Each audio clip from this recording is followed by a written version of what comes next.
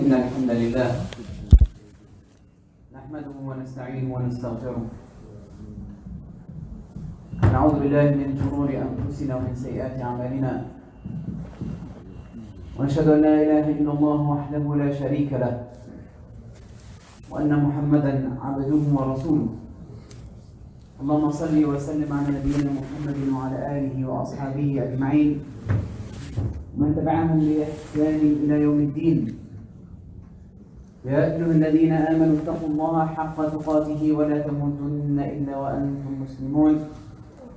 يا أيها الناس اتقوا ربكم الذي خلقكم من نفس واحدة وخلق منها زوجها وبث منهما رجالا كثيرا ونساء واتقوا الله الذي تساءلون به والأرحام إن الله كان عليكم رقيبا.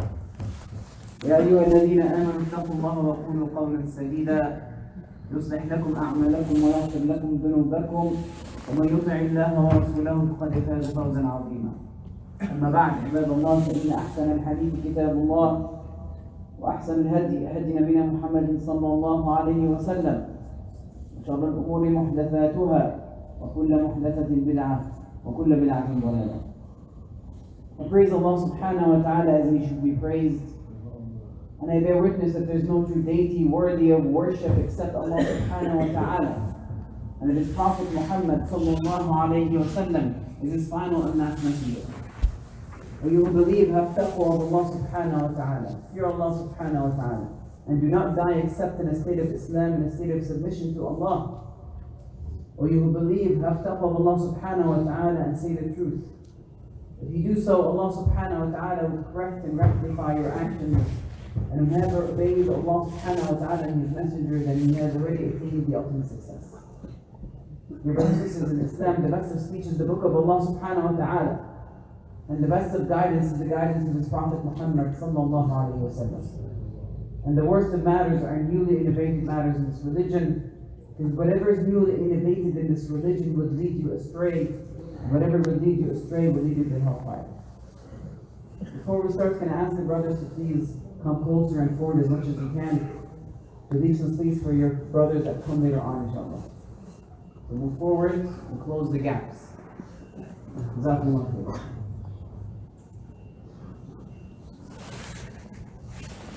I would like to go back to the time of the Prophet sallallahu alaihi wasallam.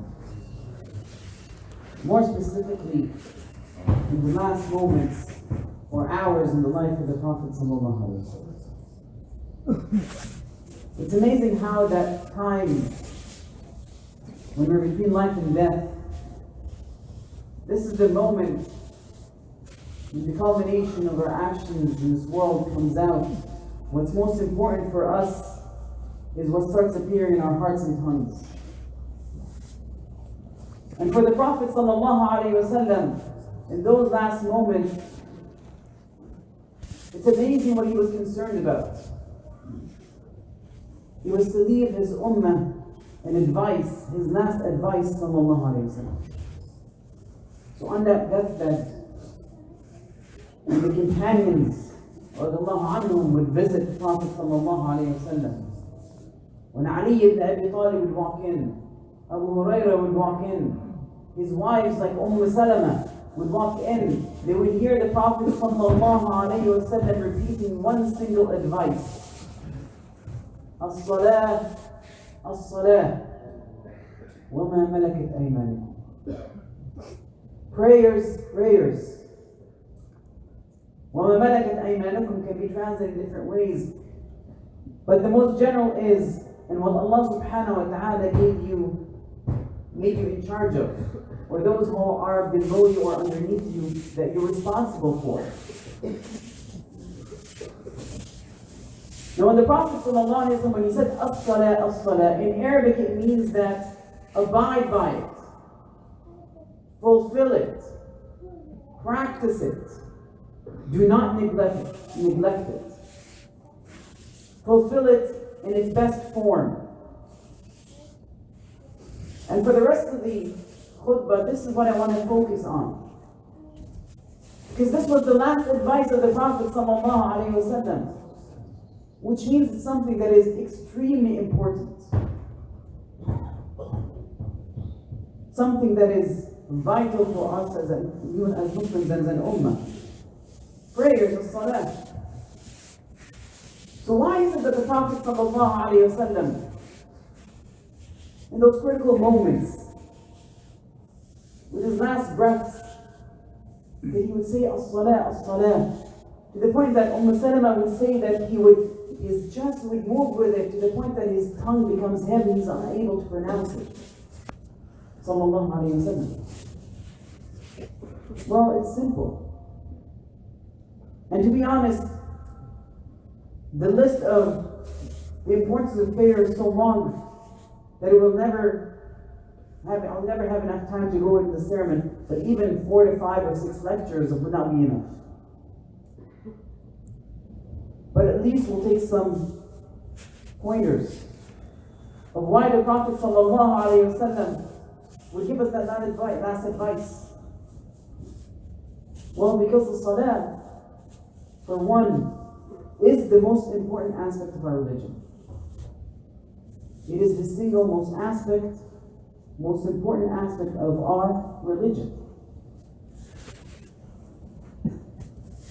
The Prophet ﷺ, to reiterate that meaning, he said, وَرَأْسُ الْأَمْرِ الْإِسْلَامِ وَعَمُودُهَا الصَّلَاةِ.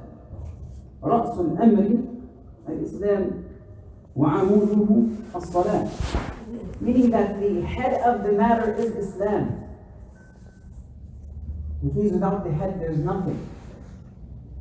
But the amud, which is the column, the pillar that holds it up, is salah. Which means what holds up our entire faith in reality is salah. And he's made it even similarity as the column or the pillar that holds up a tent. That big large pole in the center of the tent that holds it up. That without that pole the entire tent collapses. So is our Islam. And Umar ibn Khattab among the Sahaba understood this very well. This is why he would send letters across the Muslim Ummah, Umar radiallahu anhu, and special advice to the governors who govern his state. And he would tell them, إِنَّ أَهَمَّ الْأُمُورِ عِنْدِي الصَّلَاةِ أَهَمَّ أُمُورِكُمْ عِنْدِي الصَّلَاةِ.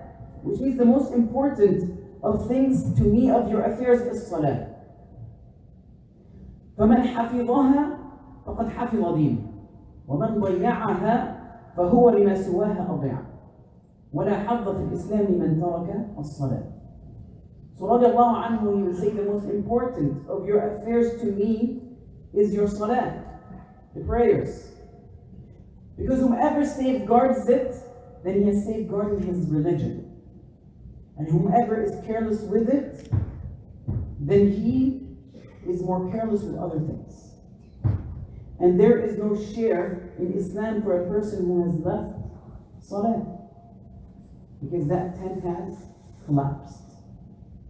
It is the single most important, or among the most important aspects of our religion. Maybe perhaps the other reasons would help reiterate or understand why this is the most important aspect. Because for a second reason we're going to give is that the salah helps us with fulfilling our other obligations. Our salah in itself, if we perform it, it helps us fulfill our other obligations and duties towards Allah subhanahu wa ta'ala, but also towards the creation, which was given to us as a responsibility from Allah. So in either ways, we are fulfilling our responsibility towards Allah subhanahu wa ta'ala. Allah subhanahu wa ta'ala said, وَاسْتَعِينُوا بِالصَّبْرِ وَالصَّلَاةِ, and seek assistance in patience and salah. Now over here, Allah subhanahu wa ta'ala left it general. Seek assistance in all aspects of your life, in whatever you are working on, in whatever what you're doing then, seek assistance with patience and salah. And the most important aspect that we need to seek assistance in is our salah. So we seek it with patience and salah. But also the rest of our acts of worship, we use salah and patience as a source of assistance.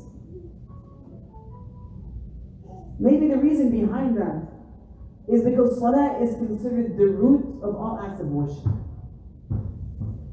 Because if you want to think of acts of worship, it will either include your tongue, or your limbs, or your mind, or your heart.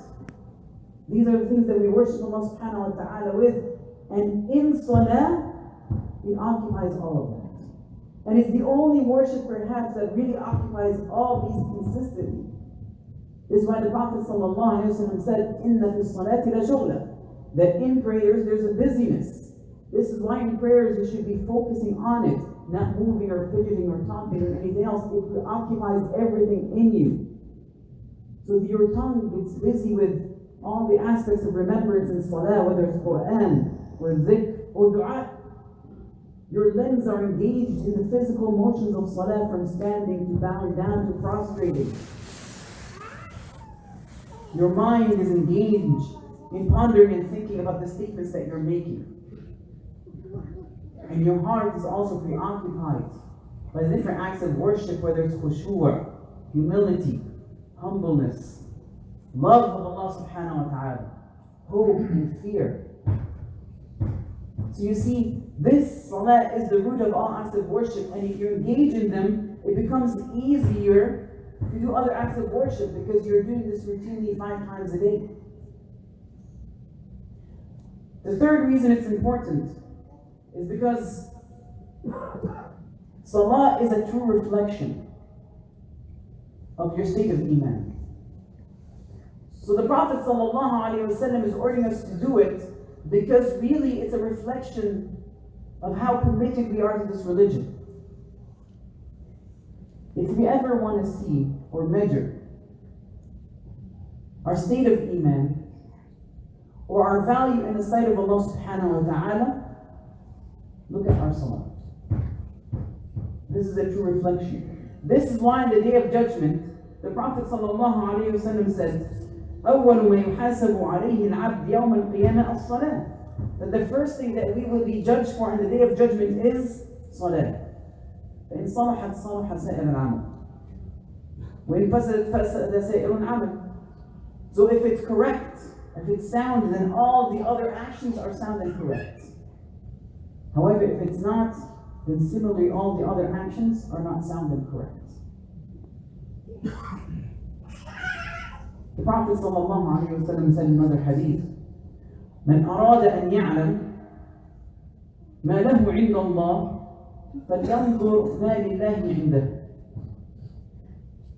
So the gist of the hadith is that whomever desires or wants to know what share he has with Allah, meaning what is the weight, what is his or her weight in the eyes of Allah subhanahu wa ta'ala, then let them look or check what share Allah has in their life. And the best reflection of that is prayers. The 5 daily prayers. Why is salah important? Why did the Prophet ﷺ reiterate that advice? Because salah can be the most important source of tranquility and happiness in our lives. The soothness of our eyes. It is the spiritual piecemeal that Allah subhanahu wa ta'ala legislated for us.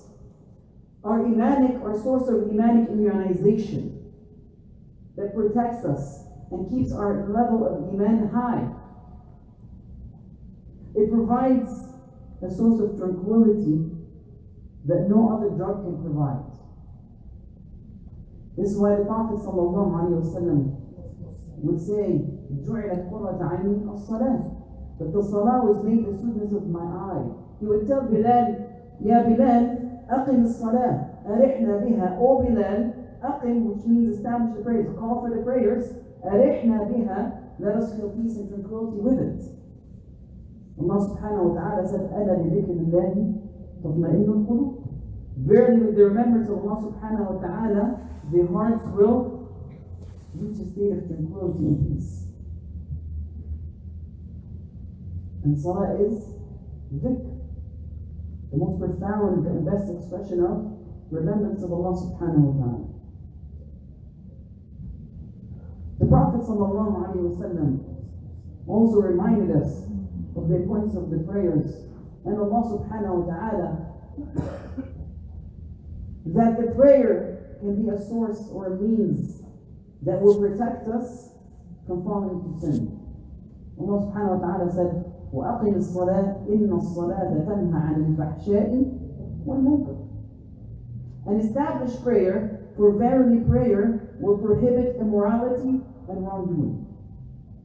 It's a protection. Why? Because of all the other reasons. You're constantly being reminded of Allah subhanahu wa ta'ala. Your state of iman is elevated. You're in that constant connection with Allah. So it helps and protects you from immorality and falling into sins. The Prophet sallallahu alayhi wa sallam was told about an individual. O Messenger of Allah, this individual, yusalli al-layl kullu. He prays the entire night, and then when he wakes up in the morning, salah, he would steal. So the Prophet ﷺ, what did he say? He said, "Sayyanhahu ma taqul." In another narration, "Satamna'uhu salatuhu," which means that his prayers will prohibit him. In another narration, his prayers will prevent him. And sure enough, in another narration, he was later found holding to the cloth of the Kaaba and telling, "Oh Allah, I repent." So sooner or later, whatever sin you're indulging in, sooner or later it will make you stop. But the point is to remain consistent with it and not fall into the trap of the shaitan that he would tell you, "What are you doing? You're a hypocrite. You're praying and then sinning. Stop the prayer." It shouldn't be that way. It's the other way around. You need to adhere to the prayer, so that inshallah sooner or later it will give you the strength to leave that sin behind. Why is prayer important? Because even when you fall into sin, it's a source of cleansing for those sins. The Prophet ﷺ said, "As-salat, as-salawat al-khams kaffaratu lima baynahuma." That the 5 daily prayers are a cleansing of sins from what is between them. Meaning that when you pray Fajr, and then you fall into sin, when it comes to Dhuhr time, when you pray it, it removes those sins from in between. But please bear in mind, this is mostly referring to the minor sins, not the major sins, because the major sins require an additional aspect, and that is to leave it behind and ask for repentance. And be determined never to go back to it again. Those are 5 or 6 simple, important aspects of why the Prophet ﷺ on his deathbed, he's reminding us, adhere to that salah.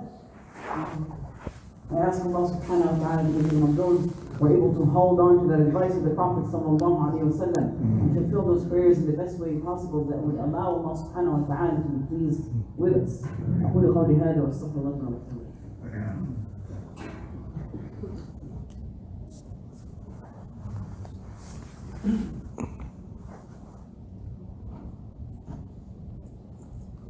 إن الحمد لله حمدا كثيرا طيبا مباركا فيه، وأشهد أن لا إله إلا الله وحده لا شريك له، وأشهد أن محمدا عبده ورسوله.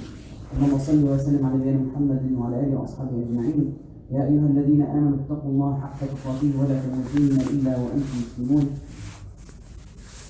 Dear brothers and sisters in Islam, we have to ask ourselves, if we love the Prophet sallallahu alaihi wasallam, if we love Allah subhanahu wa ta'ala, would we adhere to that advice? How closely are we abiding by it? Because if we don't abide by it, then all the important things that we have mentioned will not be there anymore. Our ability to adhere to the orders of Allah subhanahu wa ta'ala will be gone. It will be much easier for us to fall into sin. We move further away from Allah subhanahu wa ta'ala. And that will show in a reflection and be directly reflected in how we behave towards the duties of Allah subhanahu wa ta'ala, but also how we relate to other creations. Our relationship with our family, how we conduct our jobs, how we carry ourselves in schools and colleges, how we deal with other human beings. You will directly show that. The reason I'm giving this khutbah is because it's a reminder for us. But unfortunately, the reality is, for many of us, the salah has taken a back seat. It's not given its importance as it should be. Our jobs became more important than it. That we would miss 2 or 3 or 4 prayers. Our schools became more important. Our PlayStations became more important. Our social media became more important. We started organizing our daily events not around the prayers anymore, but rather maybe perhaps around meals or whatever events we're carrying out. And Allah subhanahu wa ta'ala warned us about this. When He said in the Quran in Surah Maryam, فَخَلَفَ مِنْ بَعْدِهِمْ خَلْفٌ أَضَاعُوا الصَّلَاةَ وَاتَّبَعُوا الشَّهَوَاتَ فَسَوْفَ يَلْقَوْنَ غَيًّا. Which means that after these messengers that came, when they told their people and instructed them with the acts of worship and prayers, a next generation came after them later on. فَخَلَفَ مِنْ خَلْفِهِمْ. So they replaced them later on in the future. خَلْفٌ, a generation, أَضَاعُوا الصَّلَاةَ. They were negligent of prayers. So what did they do? فَاتَّبَعُوا الشَّهَوَاتِ. So they followed their desires. فَسَوْفَ يَلْقَوْنَ غَيًّا. They will meet evil. Or in another interpretation, غَيًّا is a place in the hellfire. Why? Because without this imanic immunization, we have no control over our desires. I guarantee you, anytime you have any sort of a family that is complaining about their child, or they complain about their relationship, or having some sort of problems with their friends constantly, or their family, ask them this question: are you praying the 5 daily prayers on time? And this is out of experience. The majority of problems that we are facing, the majority of counseling that I'm having, reality, the problem is Iman is not as strong as it is in that household. It is not. And so everything will follow that. We need to go back to those roots. We need to go back to that advice and main principle the Prophet ﷺ was teaching. And it's the responsibility of every household parent to install that in their children. But most importantly, they themselves have to practice it first. When the Prophet ﷺ said, كُلُّكُمْ رَاعٍ وَكُلُّكُمْ مَسْئُولٌ عَنْ رَعِيَّتِهِ, all of you are responsible. On all of you be asked about your responsibility. Part of our responsibility is training our generation with prayers, installing Iman into them. It is our job. But when we don't perform it ourselves, as educators, as parents, as people in charge, how can we ask our next generation to fulfill it? Which means then why should we start complaining about the disconnect we're starting to have between our family members and our children? Why are we complaining about the dissolution of that bond, the dissolving of the family that's happening? Why are we complaining that we keep falling into sins and our children are straying away from Islam? This is where it all starts. Our relationship with Allah subhanahu wa ta'ala. And the Prophet ﷺ perhaps was reminding us of us because sometimes when it's repetitive 5 times a day, sometimes we get lazy. But it's a stark reminder for us. An important reminder is to hold on to it. And it does take work, yes. But once it becomes second habit and second nature to you, then everything else becomes easy. I ask Allah subhanahu wa ta'ala to help us in our path towards Him. I ask Allah subhanahu wa ta'ala to help us in following the footsteps of the Prophet sallallahu alayhi wa sallam, in the footsteps of the Sahaba radiallahu anhum, to be among those who enter Jannah, and to be among those who are able to be with the Prophet sallallahu alayhi wa sallam, and to drink from the hand of the Prophet sallallahu alayhi wa sallam from the Prophet, the drink by which we will never go thirsty again. اللهم اغفر لنا المؤمنات الأحياء منهم والأموات وارحمنا برحمتك يا أرحم الراحمين ونسألك الهدى والتقى والعفاف والغنى وربنا آتنا في الدنيا حسنة وفي الآخرة حسنة وقنا عذاب النار ونسألك العفو والعافية في الدنيا والآخرة اللهم ارحمنا برحمتك التي وسعت كل شيء اللهم اجعل خير أعمالنا خواتيمها اللهم اجعل خير أعمالنا خواتيمها اللهم أرنا الحق حقا وارزقنا اتباعه وأرنا الباطل باطلا وارزقنا اجتنابه اللهم نسألك في النفس الأعلى وما قرب إليها من قول وعمل ونستعيذ بك من النار وما قرب إليه من قول وعمل اللهم انصر الاسلام والمسلمين، اللهم انصر الاسلام والمسلمين، اللهم اعز الاسلام وهذا الدين، اللهم رد كيد اعداء هذا الدين في نحورهم، وانصرنا عليهم برحمتك يا ارحم الراحمين. عباد الله، ان الله يامر بالعدل والاحسان وإيتاء ذي القربى وينهى عن الفحشاء والمنكر والبغي، يعظكم لعلكم تذكرون. وقوموا الى صلاه الرحمه الله.